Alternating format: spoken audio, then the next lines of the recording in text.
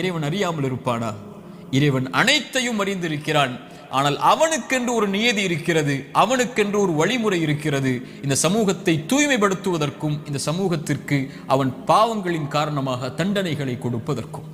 அல் ஈமானு bill Qadir வல் கைரிஹி வ ஷர்ரி, நன்மை தீமை அனைத்தும் இறைவனின் புறத்திலிருந்து வருகிறது. அவன் நாடியதால் தான் இது என்னை வந்தடைந்திருக்கிறது என்பதை முதலில் ஒரு முஃமின் ஏற்றுக்கொள்ள வேண்டும்.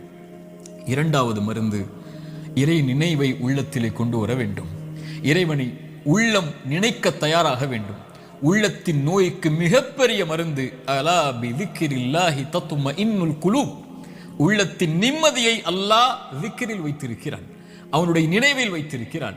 ரப்பை ஒருவன் சோதனையில் நினைத்தால் ஃபத்குருனி ஃபத்குரூனி அத்குருக்கும், ஃபத்குரூனி அத்குருக்கும், என்னை நினையுங்கள்.